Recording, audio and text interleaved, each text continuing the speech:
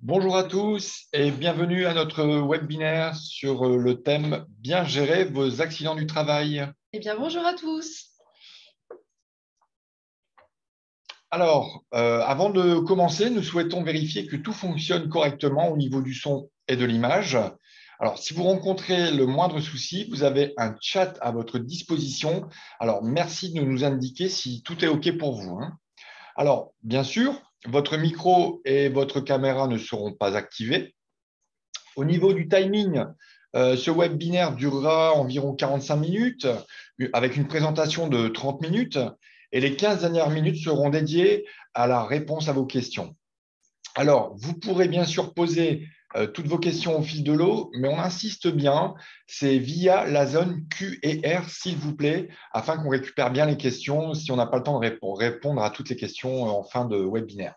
Alors, pour votre information également, nous ne répondrons bien sûr qu'à des questions d'ordre général, hein. Aucun cas particulier ne sera évoqué en direct. Et bien sûr, le support diffusé ce jour vous sera envoyé dès demain par mail, hein. Alors, donc je suis Guillaume, conseiller employeur de la CEPAM de l'île Douai. Je suis Bénédicte, conseillère employeur de la CPM de l'île Douai. Alors, et nous aurons ainsi aujourd'hui deux modérateurs à qui je passe la main. Bonjour à tous, je suis Anne-Sophie, conseillère employeur également à la caisse primaire de l'île Douai. Eh bien, bonjour à tous, je suis Johan, technicien risque professionnel à CPM de l'île Douai. Donc, on vous retrouve à la fin du webinaire et donc aujourd'hui, on a la chance d'être accompagné par Johan. Donc, n'hésitez pas à poser vos questions donc, via la zone questions-réponses, comme vous a dit Guillaume. Bon webinaire et à tout à l'heure. Alors, nous allons passer au sommaire du jour. Alors, tout d'abord, en premier point, qu'est-ce qu'on va définir un accident du travail. Ensuite, au point numéro 2, nous aurons l'instruction des dossiers côté CEPAM, hein, de notre côté. En troisième point, on va voir comment déclarer un accident du travail ou du trajet. Point numéro 4, le nouvel avis de travail, le nouveau CERFA. Et enfin, au point numéro 5, les téléservices, donc accident du travail, maladie professionnelle, et donc QRP et Lucie également. Alors, définition, qu'est-ce qu'un accident du travail? Commençons par quelques rappels sur la législation. Alors, est considéré comme un accident du travail, quelle qu'en soit la cause, l'accident survenu sur le fait ou l'occasion à l'occasion du travail à toute personne salariée ou travaillant, à quelque titre ou en quelque lieu que ce soit pour un ou plusieurs employeurs. L'accident du travail se caractérise par 3 éléments majeurs et nécessaires. Un événement ou une série d'événements localisés dans l'espace et le temps de façon précise, ce qu'on appelle le fait accidentel. Une survenance par le fait ou à l'occasion du travail ou sous la subordination de l'employeur.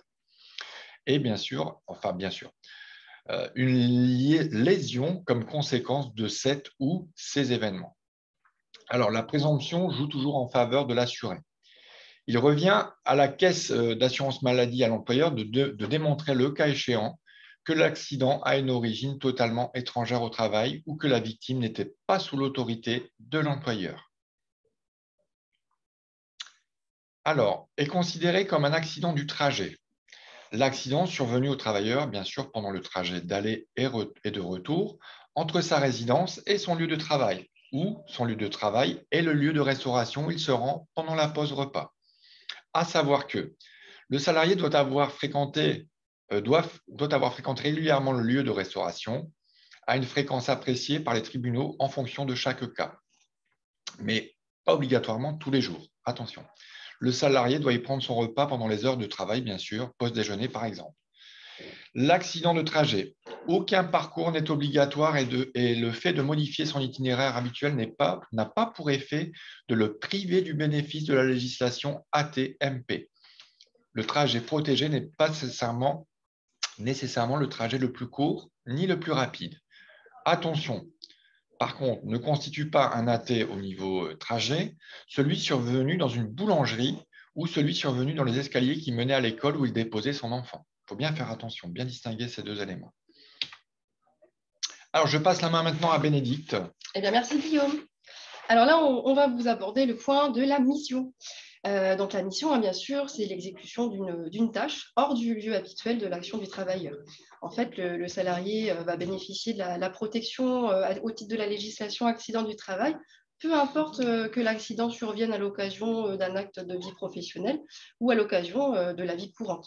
Le temps que le travail est compris comme le temps recouvrant toute la mission, on est bien sûr dans la législation de l'accident du travail et c'est pris dans ce cadre-là. Alors, un focus sur l'accident du travail dans le cadre du télétravail, puisque maintenant, c'est arrivé depuis quelques temps avec la crise sanitaire. Et donc, vous posez sûrement la question comment faire et comment c'est pris en charge. Bien sûr, ça concerne le domicile dans sa globalité, donc, sauf bien sûr si mention contraire au niveau du contrat de travail. Donc, par exemple, on vous donne l'exemple, la pause sur la terrasse. Si ça n'est pas pris en charge dans le contrat de travail, il y a un accident sur la terrasse, ce ne sera pas possible d'être pris dans le cadre de l'accident du travail. Le temps de travail correspond bien sûr aux horaires de travail. Aucun accident de trajet, sauf bien sûr si les repas sont pris dans un lieu de restauration habituel, ce qu'on appelle habituel. Et bien sûr, en cas de panne, si le télétravailleur doit retourner sur votre site, ce sera pris dans le cadre de l'accident du trajet. Alors, la matérialité de l'accident, qu'est-ce que ça recouvre?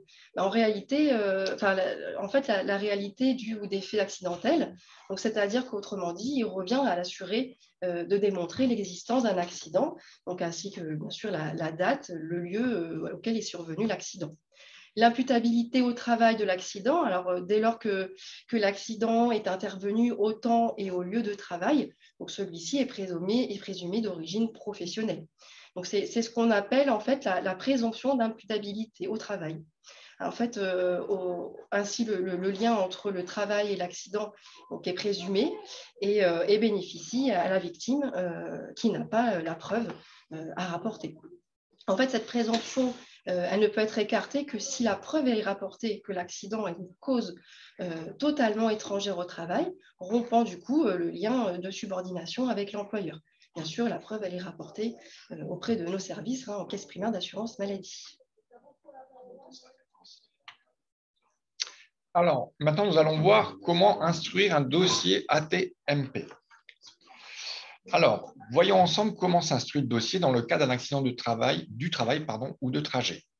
Alors, votre salarié vous informe de l'accident. Vous avez bien sûr 48 heures à compter de la réception de cette information. Je précise bien à la réception, à la connaissance de cette information, pour effectuer votre déclaration d'accident du travail en ligne sur netentreprise.fr. Lorsque vous effectuez votre déclaration, vous pouvez émettre des réserves sous 10 jours. Les réserves vont automatiquement enclencher une investigation qui se fera via notre outil QRP, questionnaire risque professionnel, en ligne. Là, dans ce QRP, vous avez l'assuré et l'employeur qui pourront répondre aux questionnaires respectivement. Alors, s'il n'y a pas d'investigation, il y a ce qu'on appelle une étude pour prise en charge ou non du dossier sous 30 jours. Voilà. À la fin de ce délai, l'employeur reçoit un courrier d'acceptation ou de refus du dossier. C'est ici que rentre notre nouvelle plateforme Lucie, qui est la liaison unique des correspondances informatisées aux employeurs qui entrent en jeu. Vous pouvez là recevoir vos courriers qui sont disponibles sous 30 jours et consulter rapidement ces courriers. On reverra d'ailleurs les téléservices à la fin dans le point concernant le portail QRP et Lucie. Tout à fait. Alors, en matière de maladie professionnelle, le processus est plus long et plus complexe. En effet, l'utilisation du questionnaire, là, est systématique, car pour la maladie professionnelle, cela obligatoirement nécessite une investigation. C'est-à-dire que le questionnaire puis, si besoin, une enquête. Donc, ceci implique automatiquement l'utilisation du TLS Lucie, du téléservice Lucie, pour vous informer au fil de l'avancée du dossier.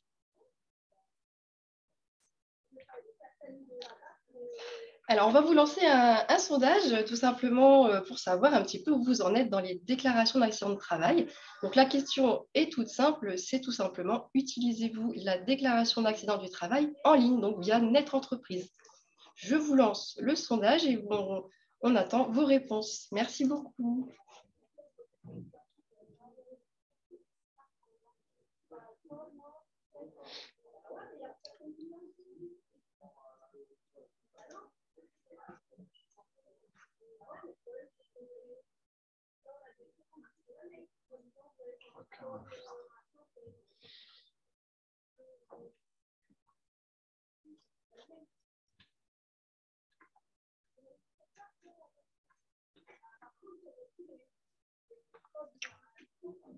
Alors, je pense qu'on va laisser encore quelques secondes.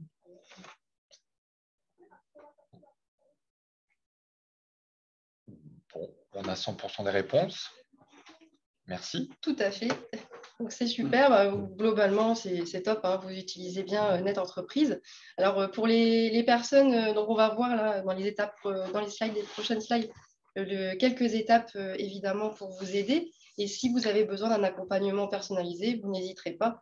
On est là pour vous aider et vous expliquer comment fonctionne la déclaration d'accident de travail sur Net Entreprise. Je mets fin au sondage. Je vous partage rapidement les résultats. Bon, c'est anonyme, hein, tout simplement anonyme, pour que vous ayez un petit aperçu du rendu. Donc, vous voyez, globalement, vous êtes tous sur Net Entreprise à l'utiliser. Merci d'avoir répondu. Alors, on revient au diaporama. Alors, on va commencer pour récapituler un petit peu les étapes clés pour tout simplement pouvoir faire votre déclaration d'accident du travail, qu'elle soit réussie et complète. Alors, dans un premier temps, évidemment, à la connaissance de cet accident du travail, donc vous avez bien 48 heures pour effectuer la déclaration. Donc, sur Net Entreprise, évidemment, si vous n'avez pas la déclaration papier est toujours disponible, hein, vous l'envoyez du coup par recommandé à l'adresse de rattachement de la caisse primaire de votre salarié. Alors, petites astuces hein, pour préparer votre dossier au moment de la saisie quand vous avez les informations. Donc, déjà, de bien récupérer toutes les informations sur ce qui s'est passé. Munissez-vous également de son numéro de sécurité sociale parce qu'on va vous le demander dans la déclaration, de son nom, de son adresse. Évidemment, si vous avez des témoins ou d'autres victimes, de bien prendre toutes les informations au moment de la saisie. Dans un deuxième temps, si vous émettez des réserves, donc vous pourrez joindre un document, alors que ce soit en Word ou PDF, en tout cas un courrier motivé, donc expliquant hein, la nature de vos réserves. Alors, dans Net Entreprise, ça se situe à l'étape 7, donc à l'étape 7 de votre déclaration. Et donc, on reverra tout à l'heure un petit focus sur les réserves, voilà, tout à fait, pour revoir un petit peu avec vous qu'est-ce qu'une réserve. En point 3, alors si vous avez des témoins de l'accident, donc tout simplement vous indiquez les coordonnées des témoins, au moins de la première personne avisée ou des témoins qui ont assisté à la scène, à l'accident. Donc de même, hein, vous indiquez bien toutes leurs données et tout ça, au moins on aura les informations. Si jamais il y a un tiers qui est responsable, on vous bien d'indiquer également les coordonnées. Comme ça, la caisse primaire, elle pourra se retourner contre lui. Et au moins, peut-être que cette démarche peut diminuer votre taux de cotisation, accident de travail, maladie professionnelle. Dans un quatrième point, donc, au moment d'avoir fait la déclaration, vous aurez une preuve d'envoi. C'est-à-dire que vous conservez bien votre accusé de dépôt qui va s'afficher à la fin. Et donc ça, c'est bien votre preuve que vous avez fait votre déclaration d'accident du travail via Net Entreprise. Et à l'issue de la déclaration, donc en cinquième point, vous aurez une feuille de soins qui va se générer. Donc celle-ci, elle va se générer de manière automatique et complétée par la complétude que vous avez fait précédemment sur les coordonnées de votre salarié. Comme ça, vous n'avez plus qu'à lui imprimer et lui remettre pour qu'il puisse bénéficier des soins gratuits. Alors, voilà, hein, selon, bien sûr, son état de santé, hein, hospitalisation ou autre professionnel de santé. En tout cas, vous lui remettez bien, hein, c'est une démarche obligatoire pour qu'il puisse avoir cette feuille avec lui au moment de repartir. Ah, alors, du coup... J'avais oublié d'afficher les points, mais c'est pas grave, tout est dit. Voilà, on a fait. En sachant que ce diaporama, enfin cette slide, évidemment, en plus, vous sera envoyé, hein, tout à fait. Alors, pour les conseils des détails, des circonstances de l'accident, hein, voilà, vous avez la complétude de 3 cases qui sont importantes et qu'on a besoin absolument d'avoir comme information pour que mes collègues du service accident du travail puissent connaître un petit peu l'activité que la victime faisait, sa nature et surtout s'il y avait des objets en contact. Alors pour commencer, donc la case activité de la victime lors de l'accident, là vous indiquez ce que faisait la victime lors d'accident. Est-ce qu'il montait un échafaudage? Est-ce qu'il accomplissait telle ou telle activité? Voilà, vous expliquez brièvement ce qu'il faisait. Ensuite, dans la case nature de l'accident, eh bien, vous précisez comment est survenu cet accident. Est-ce que c'est une chute? Est-ce qu'il a reçu un objet? Est-ce qu'il s'est coupé? On a besoin de savoir ce qui s'est passé. Donc voilà, rentrez pas dans des grands détails, le plus simple possible, mais qu'on puisse comprendre. Et dans la troisième case, donc est-ce qu'il y a un objet? Alors voilà, vous allez dire, il n'y a pas forcément d'objet, qu'est-ce que je dois écrire? Alors s'il n'y en a pas, vous mettez néant. Par contre, s'il y en a un, vous indiquez donc là, ce qui a causé la blessure. Une machine, un véhicule, un meuble. Voilà, c'est tout simple. Mais s'il n'y en a pas, vous inquiétez pas, vous mettez néant, parce que c'est une case obligatoire. Donc vous mettez quelque chose quand même, RAS ou néant. Voilà pour la complétude de ces cases.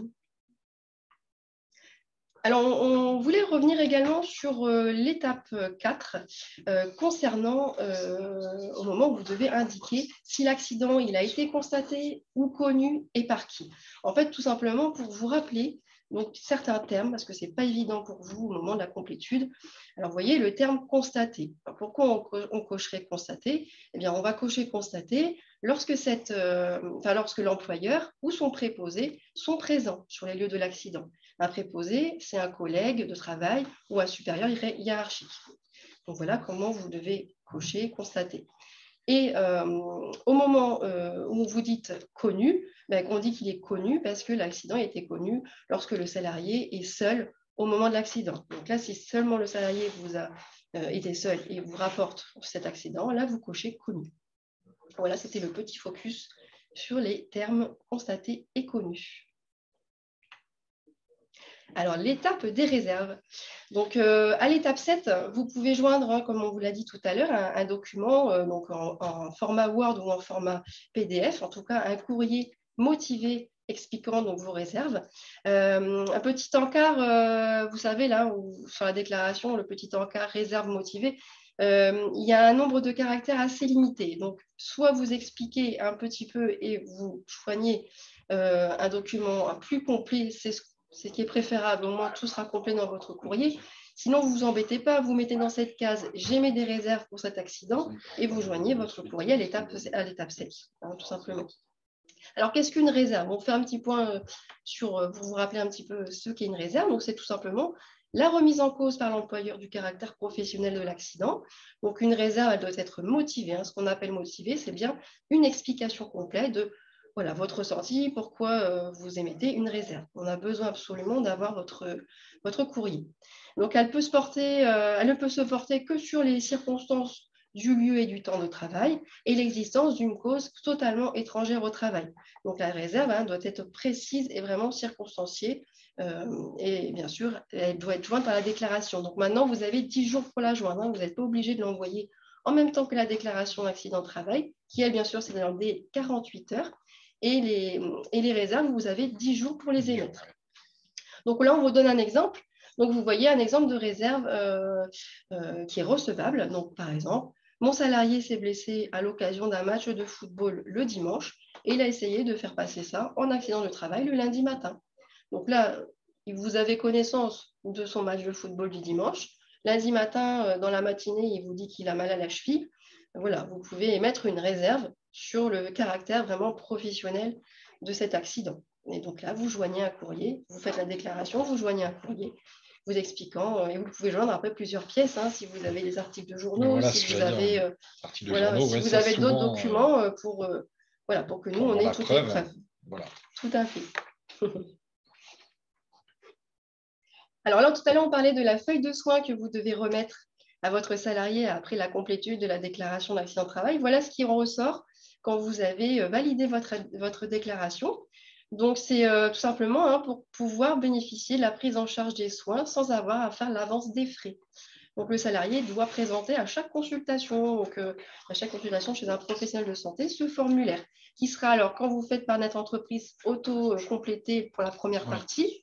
Sinon, si jamais vous n'en avez pas sous la main et qu'il part avec les urgences, sachez que vous pouvez déjà l'enregistrer sur votre poste informatique. Il se retrouve sur ce document sur Amélie. On va vous mettre le lien également du site. Alors, je vous copie ça. tout de suite. Hop. Je vous le mets dans la partie discussion. Ouais. Comme ça, vous l'avez. Et vous pouvez déjà l'enregistrer sur votre poste au cas où il y a une urgence, il part avec les pompiers. Vous cliquez sur le lien, vous avez la feuille de vous soin. imprimez quelques feuilles au cas où pour vous. Ça peut vous aider, mais sinon, sachez que sur notre entreprise, à la fin de la déclaration, cette feuille vous sera proposée et vous devez l'imprimer. Alors, on va passer sur le point du nouvel avis d'arrêt de travail. Donc, vous voyez, depuis quelques jours, il y a un nouvel avis d'arrêt de travail qui est arrivé. Donc, les professionnels de santé, le médecin traitant, a à sa disposition. Alors, vous savez peut-être déjà, vous l'avez peut-être déjà vu. Sinon, voilà, à l'écran, comment il se compose. Et donc, vous êtes susceptible à partir déjà de maintenant de recevoir cet avis d'arrêt de travail de vos salariés. Alors, le médecin l'a à son disposition sur son portail Espace Pro, mais il existe également en Cerfa papier. Et donc, on va voir ensemble les détails de ce nouveau formulaire. Alors, quel formulaire fusionne? Parce que justement, il y a un changement, donc ça fusionne. En fait, l'avis d'arrêt de travail, le certificat médical de prolongation accident du travail, le certificat initial de l'accident du travail maladie professionnelle établi par les professionnels de santé, tout ça, ça fusionne pour leur partie arrêt de travail. Alors, dans quel objectif? Tout simplement pour que cette fusion rende plus lisible les démarches, surtout pour vos salariés, mais pour vous aussi en tant qu'employeur. Ça va être plus lisible pour savoir un petit peu l'état de l'arrêt de travail, qu'est-ce qui se trouve dessus. Donc, ça simplifie la prescription des arrêts de travail par les professionnels de santé. Alors, quels sont les changements pour vous, employeurs, en cas d'arrêt de travail initial ou de prolongation? Eh bien, que ce soit le risque maladie, la maternité, la paternité, l'accident du travail ou la maladie professionnelle, il n'y a plus qu'un seul CERFA pour chacun de ces cas. Et dans le formulaire, plus qu'une seule case à cocher. Donc, ça va être simplifié. Alors, juste un petit focus concernant les certificats médicaux, donc qui sont relatifs à la reconnaissance de l'accident de travail et au suivi de l'accident du travail maladie professionnelle. Alors, ils ne porteront plus que de prescription d'arrêt de travail, mais seulement la description des lésions constatées par le médecin et ne seront plus donc adressés à l'employeur par le salarié.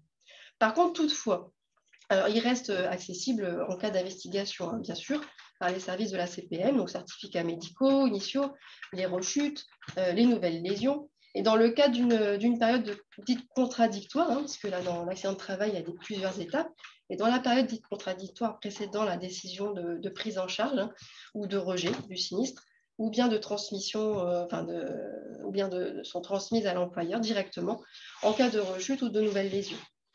Voilà, donc ça, c'est toutes les informations que vous pouvez du coup retrouver sur le nouveau CERFA. Et du coup, vous avez deux petites modifications qui ont été ajoutées, enfin deux ajouts qui ont été faits sur ce formulaire également.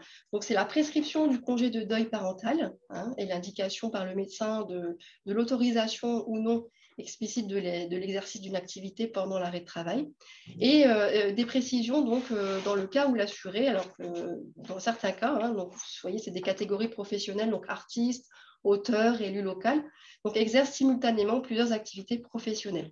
Par contre, les règles de transmission, très important, les règles de transmission du volet qui est destiné à vous, employeurs, et nous, caisse primaire, ça ne change pas. Les règles de déclaration d'instruction ne changent pas. Voilà, c'est toujours dans un délai de 48 heures que les salariés doivent transmettre les avis d'arrêt de travail pour pouvoir, que nous en ayons connaissance, que vous en ayez connaissance aussi. Vous faites votre événement DSN maladie, après où chacun risque, accident de travail, paternité, maternité, votre événement DSN ou l'attestation de salaire par notre entreprise. Et nous, après, on pourra étudier le dossier quand on aura toutes les pièces. On peut peut-être revenir sur le CERFA. Moi, je pensais… oui, tout à fait, Guillaume. Comme on voit ici, vous voyez avec la flèche, les nouveaux, en fait, les 4 cases, on voit affection longue durée, état pathologique résultant de grossesse. Ça existait auparavant. Et là, on voit les 2 derniers. en rapport ou sans rapport avec un AT ou une maladie professionnelle ou avec, comme l'a dit Bénédicte tout à l'heure, avec le décès d'un enfant ou d'une personne à charge. Voilà, tout est dessus maintenant. Et c'est vrai que pour vous, ce sera, en tout cas, pour le salarié, ce sera plus clair. Et pour nous, quand on recevra le CERFA, voilà. On aura au moins toutes les informations. Donc, on va passer maintenant aux téléservices ATMP, qui sont QRP, le questionnaire risque professionnel, et Lucie. Alors, pour une gestion optimale de vos dossiers ATMP 100% dématérialisés, donc le QRP, si votre salarié a un accident du travail ou déclare une maladie professionnelle, l'assurance maladie peut vous demander un complément d'information au travers de ce fameux questionnaire risque professionnel en ligne. Alors, il y a également Lucie, qui veut dire liaison unique des correspondances informatisées aux employeurs, qui est la plateforme qui vous permet de recevoir tous les courriers relatifs au dossier risque professionnel qui émanent de la CPAM. Donc là, ce qui est parfait, c'est que les échanges y sont sécurisés, accessibles 24 heures sur 24, c'est un côté pratique, et surtout éco-responsable. Fini les envois papier de la part de la CPAM.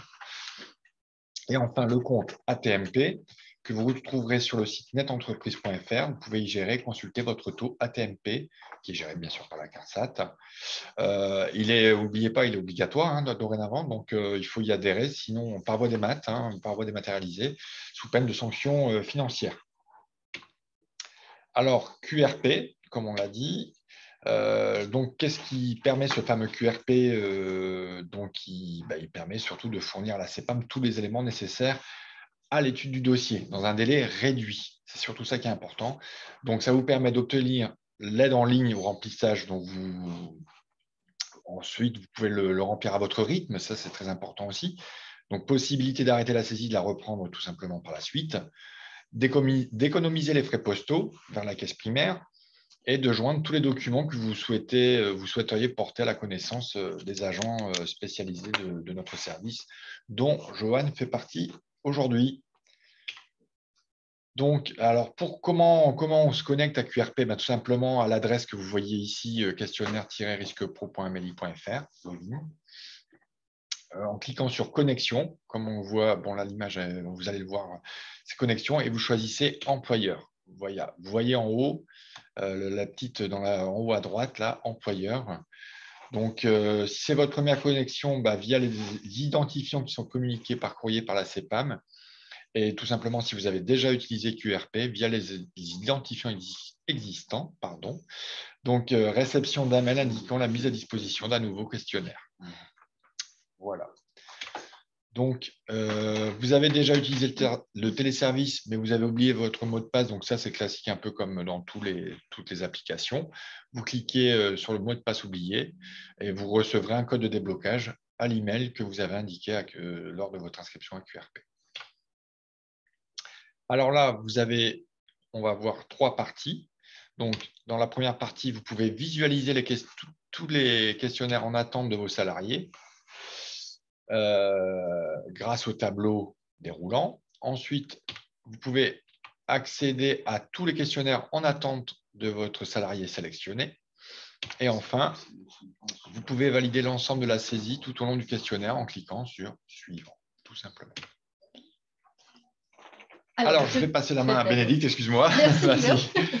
Donc, le deuxième téléservice qu'on voulait revoir avec vous, tout simplement, c'est donc par rapport à Lucie, qui est la liaison unique des correspondances informatisées aux employeurs. Alors, Guillaume, tout à l'heure, vous a un petit peu déjà évoqué à quoi ça servait, mais on revient juste dessus. Donc, c'est tout simplement une plateforme qui elle a été créée par la CPM de la Vendée. Et donc, maintenant, toutes les caisses de France le développent au fur et à mesure des mois, mais je pense qu'on est déjà quasiment la totalité des CPN qui l'utilisent.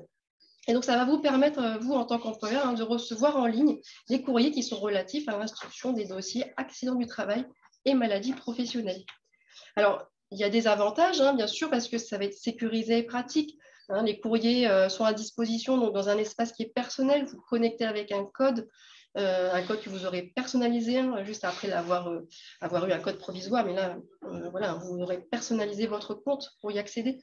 Et donc, bien sûr, ça a la même valeur légale que les courriers papier.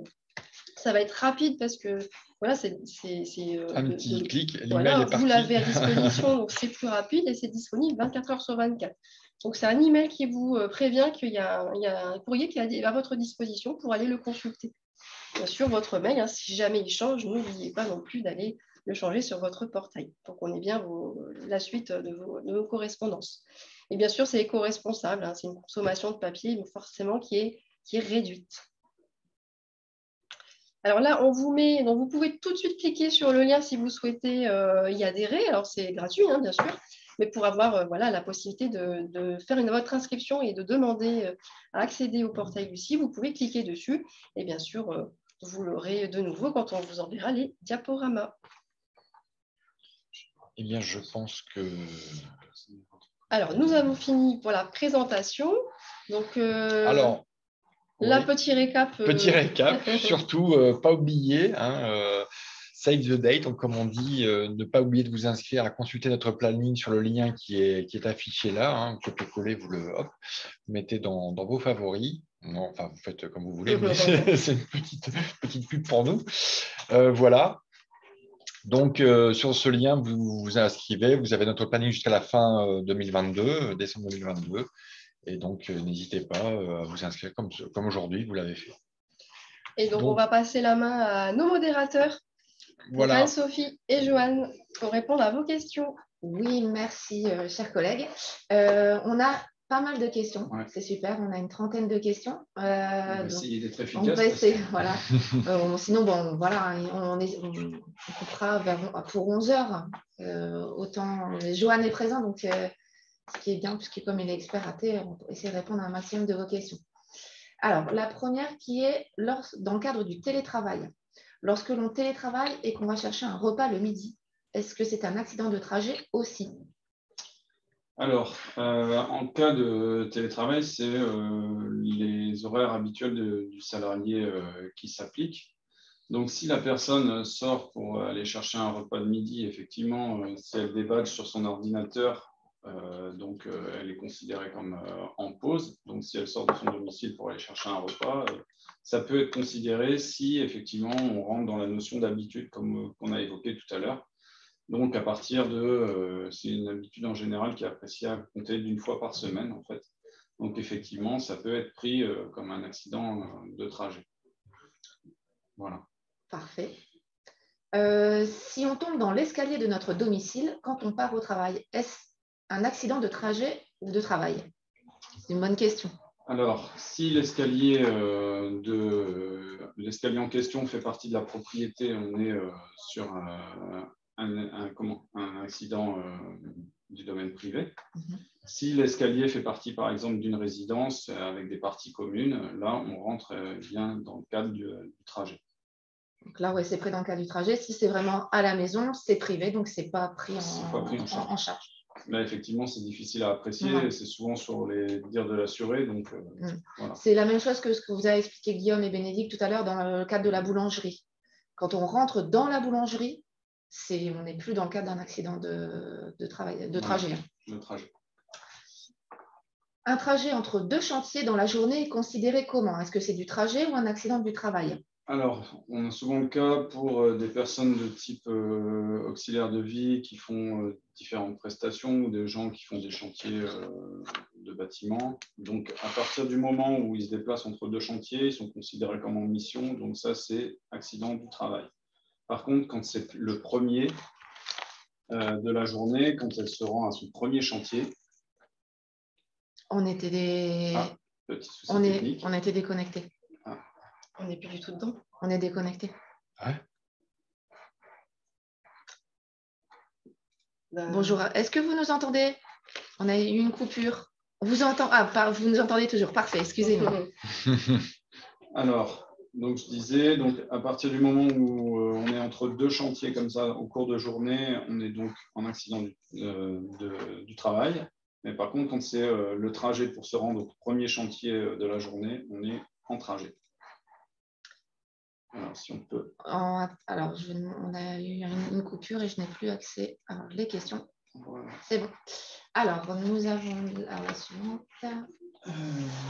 Alors, on est pour les horaires de travail, si l'accident du travail intervient vers 21 h pour une personne en forfait jour, est-ce considéré comme des horaires de travail? Oui, bah, en fait, sur la déclaration, vous devez compléter les horaires de travail de la personne dans la journée. Donc, si effectivement il faisait par exemple 10 h, 22 h, il sera considéré comme dans ses horaires de travail classiques, si on peut le dire. Donc, il sera pris en charge en accident du travail. Ensuite, en tant que centre de formation, pour les déclarations, nous ne sommes pas employeurs, donc de ce fait, je n'utilise pas à ce jour Net Entreprise. Oui, donc c'est bien à l'employeur d'effectuer la déclaration d'accident du travail et, si possible, au mieux, c'est de la faire sur Net Entreprise. Nous avons un agent multi-employeur qui a déclaré un accident chez un autre employeur. Comment cela se passe pour sa rémunération? Ah oui, donc c'est par exemple dans le cadre de personnes d'auxiliaire de vie à domicile ou qui font de la garde d'enfants. Donc en fait, vous ne devrez pas forcément faire la déclaration, ce sera l'employeur chez qui l'accident est survenu qui devra effectuer la déclaration. Par contre, vous devrez remplir une attestation de salaire en mentionnant la rémunération qu'il aurait normalement touchée chez vous. Ensuite, en tant qu'organisme de formation, doit-on déclarer les accidents de travail des stagiaires? Est-ce que c'est à nous de le faire ou à l'employeur? Pour les stagiaires Pour les stagiaires, c'est l'employeur aussi. C'est à l'employeur, oui, sous lequel il a signé sa convention de stage. Voilà. Bonjour, quelle est la différence au niveau de l'indemnisation entre un arrêt accident de travail et un arrêt maladie classique? Alors, en ce qui concerne l'indemnisation, à partir du moment où c'est reconnu, les 28 premiers jours sont indemnisés à 60% du salaire brut. Et donc, à compter du 29e jour, vous passez à 80% du salaire brut. Donc, c'est l'équivalent du salaire habituel, on va dire. Donc, on entend souvent dire qu'en accident du travail, on ne perd rien. Mais en fait, ça devient vrai qu'à compter du 29e jour d'arrêt. Et c'est basé sur de l'arrêt médicalement prescrit. Voilà. Et en accident de travail, il n'y a pas de carence? Il n'y a pas de carence aussi comparé à la maladie. C'est ça. Et en maladie, donc, vous avez 3 jours de carence, on indemnise à compter du 4e jour. Et là, en maladie, donc, on est sur 50% du gain journalier de base. Et il n'y a pas de notion de 29e jour. Voilà. Il y en avait avant quand on avait 3 enfants, mais ça n'existe plus. Nous accueillons des enfants handicapés qui, souvent par accident, blessent les salariés avec leur fauteuil électrique. Doit-on mettre leurs coordonnées? Ils sont accueillis par la structure. Alors, sur la déclaration, à partir du moment où ils peuvent être témoins de l'accident et voilà, vous pouvez indiquer leurs coordonnées. Mais c'est pareil, si ils sont à l'origine de l'accident, quelquefois on a... c'est rempli au niveau du tiers aussi responsable, mais les poursuites ne seront pas engagées en fait, s'il n'y a pas de notion d'intentionnalité pour le coup. Oui. Vis-à-vis d'enfants handicapés, effectivement, le service recours contre tiers ne fait pas de poursuite à ce niveau-là. Oui, parce que vous le verrez sur la DAT en ligne, on vous demande les coordonnées pour le recours contre tiers. Donc, c'est plutôt à ce niveau-là, effectivement, dans le cadre où il y a une responsabilité. Quand nous avons émis des réserves sur l'accident de travail au niveau P, est-ce que nous continuons à le prendre en compte comme accident de travail? Car pour le moment, la CEPAM ne le considère pas encore comme tel. Alors, donc, dans l'attente d'une reconnaissance de la prise en charge ou d'un rejet, votre salarié, en fait, il est indemnisé à notre niveau sur une base maladie. Donc, vous, à votre niveau, vous devez normalement effectuer une attestation de salaire en maladie et en AT pour que nous puissions avoir les deux montants et du coup apprécier la somme qu'on doit lui verser. Donc vous, si vous faites après ça dépend aussi si vous, à votre niveau, vous faites la subrogation. Si vous faites la subrogation, évidemment, vous maintenez, sa paie est maintenue pendant la période que vous voulez. En général, c'est 3 ou 6 mois. Mais à notre niveau, il sera de toute façon indemnisé que sur une base maladie. Le temps que l'étude le temps de la reconnaissance. Voilà. D'ailleurs, je rebondis là-dessus pour ceux qui font la DSN, qui normalement est pour la plupart. Maintenant, la DSN gère ce niveau-là. C'est-à-dire que pour vous, c'est transparent. Dès lors que vous saisissez un accident de travail, dans l'attente de la reconnaissance, nous, on va recevoir 2 attestations en caisse. On en reçoit une en maladie et une en accident de travail, ce qui nous permet, comme dit Joanne, d'indemniser dans l'attente de l'étude en provisoire en maladie. Et ensuite, dès que c'est accepté, si c'est accepté dans le cadre de l'accident, on a déjà l'attestation qui a été générée par votre logiciel. Comme je dis, c'est transparent pour vous. Et on peut payer en accident de travail. Ensuite, étant dans les services à la personne, lorsqu'une intervenante se fait mal au dos, car une personne manque de tomber et essaye de la rattraper, doit-on mettre dans l'objet le corps de la personne? Oui, vous pouvez. Après, on a l'habitude de ce genre de cas et Ouais, du coup, on déduit un peu ce qui s'est passé. Mais oui, c'est toujours mieux d'avoir le plus de détails possible, Voilà. si on peut dire, sur la déclaration. Au maximum, vous détaillez, au mieux c'est pour nos agents, pour l'étude. Alors, je souhaitais mettre une réserve après avoir saisi ma déclaration d'accident du travail. Comment puis-je la transmettre? Alors, soit vous le faites par courrier recommandé après, soit vous pouvez nous la transmettre sur une adresse générique qu'on va vous indiquer. Alors, je vais vous la mettre. À utiliser exclusivement pour les risques professionnels. Uniquement, effectivement, je mets le petit bémol, c'est juste pour envoyer, si jamais vous avez des réserves, effectivement, que vous n'avez pas pu envoyer lors de l'envoi de la déclaration, vous pouvez envoyer donc ces réserves et on verra les jours. On a vu qu'il y avait des questions sur les jours calendaires. Vous pouvez l'envoyer donc sur cette adresse. Alors, je précise que c'est uniquement pour vos salariés affiliés à la Caisse de Lille, donc l'île Douai. Donc voilà, vous pourrez l'envoyer ici sur cette adresse mail. Alors, ne vous inquiétez pas, je rappelle que les supports vous seront envoyés à la fin. Et si jamais on n'a pas le temps de répondre à toutes vos questions, on fera un petit brief et on vous renverra l'ensemble des réponses à vos questions. Voilà pour l'adresse mail que je vous ai mis dans la zone discussion. Alors, reprenons. C'est en dessous. Comment adresser une réserve après envoi de la déclaration d'accident? C'est ce qu'on vient de vous dire. Vous pourrez le faire par mail ou en courrier recommandé. Si les réserves sont envoyées plus tard, après l'envoi de la déclaration, comment doit-on? Voilà, c'est ce qu'on vient de répondre. Alors, est-ce que toutes les entreprises ont accès aux feuilles de soins? Il n'y a pas de condition pour transmettre cela aux salariés? Alors oui, toutes les entreprises ont accès aux feuilles de soins puisque la feuille de soins est disponible sur Amélie. Donc, on vous l'a mis, oui, vous aviez plusieurs questions, donc c'était bien dans les documents utiles et je vous ai rappelé où aller la prendre. D'ailleurs, je vais peut-être vous la mettre en ligne. Je vais partager mon écran et je vais vous montrer exactement où c'est parce qu'il y a pas mal de questions là-dessus. Donc, c'est ici, c'est feuille d'accident du travail ou de maladie professionnelle. Vous cliquez dessus et vous verrez, si je ne me trompe pas, voilà, vous avez bien la feuille. C'est la feuille de soins. Alors, pour précision,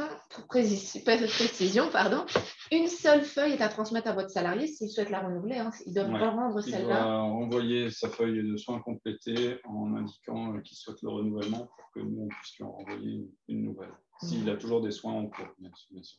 Voilà. Donc, il n'y a pas de condition, c'est juste, ça fait partie même des obligations, un peu comme la déclaration sous 48 heures. Normalement, vous y avez accès à la fin de la déclaration sur notre entreprise, mais quelquefois, il y a des bugs. Donc d'ailleurs, tu fais bien de le rappeler. Effectivement, certains n'arrivent pas à télécharger cette feuille d'accident qui, normalement, vous pouvez la générer à la fin de l'envoi de votre déclaration. Si elle ne se génère pas, c'est souvent lié à votre navigateur Internet. C'est le pop-up. Il y a un pop-up, vous regardez en haut à droite dans la barre de navigation. Il y a un petit panneau sens interdit. Vous cliquez dessus et vous autorisez la génération de la feuille d'accident. Souvent, c'est ça qui bloque. Et une fois que vous l'autorisez, c'est bon, elle pourra se générer en PDF.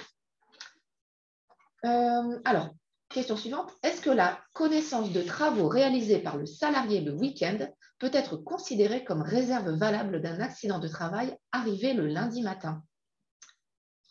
Alors là, oui, effectivement, ça peut être considéré comme recevable. Après, il faut évidemment que ce que vous avancez comme contestation, ce soit bien étayé, si éventuellement vous avez témoignage d'autres salariés, si la victime a parlé à un autre salarié de tel ou tel travaux qu'il avait fait pendant le week-end, effectivement, ça peut être recevable, mais dans ce cas-là, il faut que ce soit bien étayé sur la lettre de réserve pour qu'on puisse prendre en compte et après déclencher les investigations. Oui, parce que là, vous dites bien la connaissance de travaux. Donc, j'imagine sous ce mot connaissance, vous devez avoir effectivement des faits étayés. Voilà, il faut bien nous étayer cette connaissance. Le délai de 10 jours pour les réserves est-il calculé en jours calendaires? Alors oui, c'est ça. La législation prévoit donc 10 jours francs pour nous faire parvenir les réserves. Nous, à notre niveau, on a un outil qui a été mis en place depuis mars et maintenant, on est bloqué pour le déclenchement des instructions à 13 jours. Donc, c'est un petit délai supplémentaire, si on peut dire, mais nous, la date qu'on vérifie, c'est la date de réception par notre service courrier. C'est à partir de là que ce délai commence à courir. Donc, après, c'est toujours mieux quand les réserves sont jointes à la déclaration parce que ça facilite les choses, mais je sais que par rapport à certains employeurs qui utilisent des cabinets comptables et qui ne font pas eux-mêmes les déclarations, forcément, ça rallonge les délais. Donc, soyez toujours le plus vigilant et le plus rapide possible pour déclarer ça si vous n'êtes évidemment pas d'accord avec l'accident de votre salarié. A-t-on une possibilité de vérifier l'authenticité d'un arrêt quand le salarié ne nous transmet pas l'original, un scan par exemple? Alors là-dessus, je vous avoue, je ne sais pas à votre niveau si vous pouvez le faire, mais par contre, si vous avez un doute sur l'authenticité d'un document, ça, vous pouvez toujours nous le souligner en réserve sur la déclaration. Nous envoyer ce document par mail dans l'adresse générique qu'on vous a communiquée. Comme ça, on pourra confronter ça avec ce qu'on a reçu nous, si effectivement on a bien reçu un arrêt et que les dates correspondent, que ce n'est pas une tentative de faux par le salarié. Idem pour moi. Oui, on vient de répondre à la question. Alors ensuite, on a la question, les cases pour savoir si l'arrêt est en lien avec une affection de longue durée seront-elles également visibles sur l'exemplaire employeur? Ce n'était pas le cas sur les anciens imprimés. Alors là, ça, je vous avoue, je ne suis pas certain. Non, vous n'avez pas la notion de tout ce qui concerne l'affection de longue durée. Non, je ne pense pas, parce que tout ce qui concerne les lésions et les affections, normalement, ce n'est pas accessible pour les employeurs. Tout à fait. Alors, doit-on fournir une feuille de soins à notre salarié alors que l'accident de travail n'a pas encore été validé par l'assurance maladie? Oui, ça oui, vous devez le faire à partir du moment où vous effectuez la déclaration. Après, c'est les professionnels de santé qui acceptent ou pas de prendre la feuille de soins. En général, les pharmacies et les médecins le font. Il y a certaines professions dans le paramédical qui attendent d'avoir bien une confirmation que l'accident a été pris en charge pour accepter. Donc, mais à votre niveau, oui, vous devez la fournir. Comment accéder à la plateforme Lucie, s'il vous plaît? Donc, je vous ai mis le lien dans l'onglet discussion. On ne voit pas vos liens dans la zone discussion. Normalement, je vous en ai mis. Attendez, je l'avais mis. Je vais vous le redonner. Alors, attendez, je vous demande quelques instants. Je vous avais mis le lien pour vous connecter.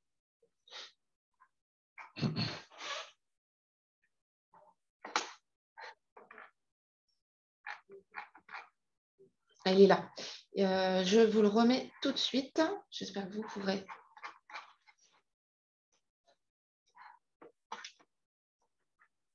Et les documents utiles, mon collègue Guillaume, normalement, vous les avez transmis. Je vais aller vous le remettre tout de suite. Effectivement, comme il y a pas mal de...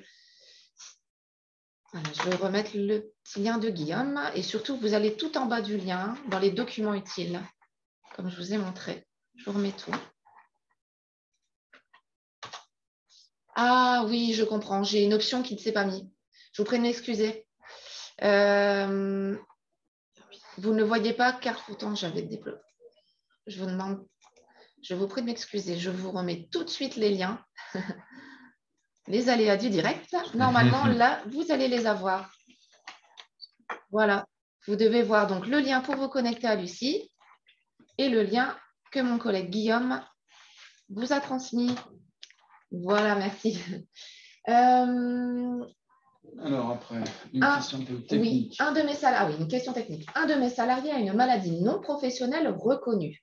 Cette dernière s'est manifestée lors de son temps de travail, sans créer d'accident, hors les lésions dues à la dite maladie. Est-ce un accident du travail?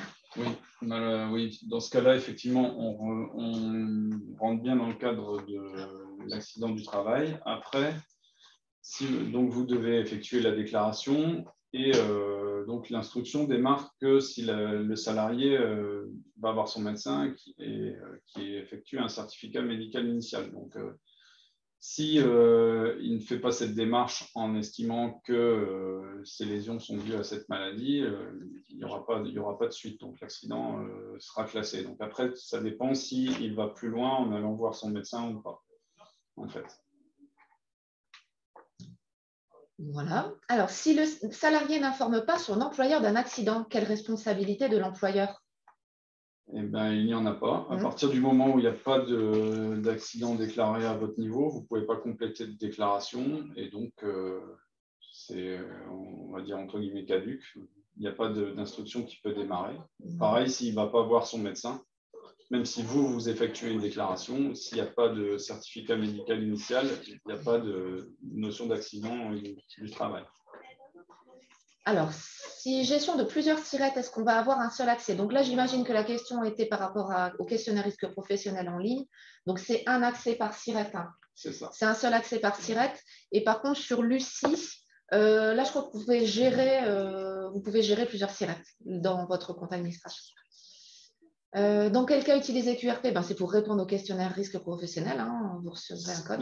Le cas de l'utilisation de QRP, c'est uniquement si l'AT en question nécessite des investigations. Donc, si l'AT est pris en charge ou classé, vous ne recevrez pas de courrier vous invitant à utiliser QRP.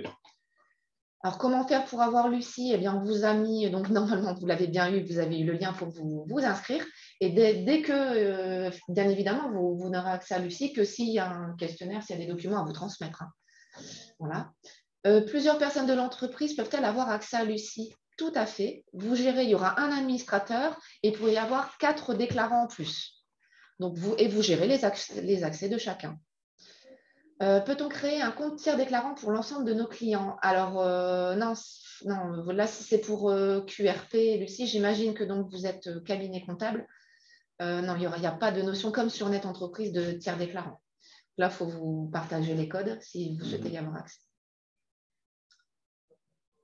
Voilà, là, on a une question effectivement sur bonjour, peut-on avoir un accès Lucie cabinet comptable ou doit-on créer un code par client? Tout à fait, donc un par client. Mais par contre, c'est une bonne. On remontera l'information de cette notion de gestion de cabinet comptable en compte tiers. C'est vrai que c'est une bonne idée.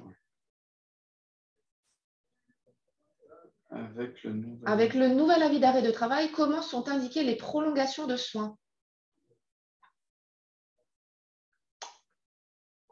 Si... sur le nouveau CERFA, sur le nouveau CERFA, il n'y a que la notion d'arrêt de travail qui figure à mon sens, donc c'est pas noté. À vérifier quand même, mais je n'ai pas l'impression. De même qu'il n'y a plus les lésions à notre niveau d'ailleurs, au niveau des prolongations. Alors, pour les AT, existe-t-il toujours le certificat médical initial? Oui, ça c'est cette pièce-là qui est toujours aussi importante comme la déclaration. Si on n'a pas de certificat médical initial, il n'y a rien qui peut démarrer. Et donc maintenant, les médecins doivent faire un double CERFA, un faisant mention des lésions et de l'arrêt, et l'autre qui reprend le formulaire un peu à l'ancienne que vous connaissez bien. Alors, on va encore répondre à 2 questions et je vois que le temps tourne. Il y a déjà des personnes qui doivent nous quitter. On va répondre encore à 2 questions et ne vous inquiétez pas. Hein, les dernières questions, on vous enverra la réponse par mail. Si l'accident du travail est déclaré chez un autre employeur, doit-on considérer comme accident du travail ou maladie chez nous? Non, ça rejoint un peu ce que je disais tout à l'heure. Même si c'est pour un salarié qui est multi-employeur, chez vous, il sera aussi considéré comme AT et donc l'attestation de salaire à remplir sera l'attestation AT en question. Voilà. Et Un malaise, on a souvent cette question, un malaise sur le lieu de travail est-il un accident du travail ou seulement si les secours sont appelés? Oui, à partir du moment où il y a un fait accidentel au temps et au lieu, que ce soit un malaise ou autre chose, on rentre bien dans ce cadre-là. Donc, il n'y a pas de notion de secours ou pas. Si ça se produit au sein de l'entreprise au temps et lieu, c'est bon. Voilà. Mais je vais répondre juste à la dernière question. Lors de l'envoi de la DSN pour un accident de travail, doit-on faire également une attestation en maladie ou ça se fait automatiquement? Comme je vous disais, maintenant, en DSN, ça se fait automatiquement. Vous générez l'attestation DSN AT, accident de travail, et puis nous, ça va nous générer. Vous ne voyez rien, c'est transparent, on recevra la maladie. Si toutefois, il y a un souci avec votre logiciel et qu'on ne l'a pas, vous verrez qu'un de nos agents vous la réclamera. Vous aurez un compte rendu. Voilà, on va arrêter pour les questions, mais ne vous en faites pas, on va répondre aux autres par mail, on vous envoie les réponses. On vous souhaite une très bonne journée. Je vais repasser la vidéo à mes collègues. Merci beaucoup, Joanne et Sophie. Vous étiez nombreux ce matin, soyez encore plus nombreux les fois suivantes. Merci beaucoup. Merci beaucoup. Vous envoie les diaporamas. On vous souhaite une très très bonne journée. Il y aura aussi également un questionnaire de satisfaction qui sera envoyé par mail ce jour et qui sera même en lien sur le diapo. Donc, merci d'y répondre, s'il vous plaît. Ça nous permet à nous de toujours nous améliorer, de faire toujours plus de webinaires pour vous informer et vous donner toutes les dernières news, on va dire entre guillemets. Voilà. Eh bien, merci beaucoup à vous. Portez-vous bien et bonne journée. Merci bien.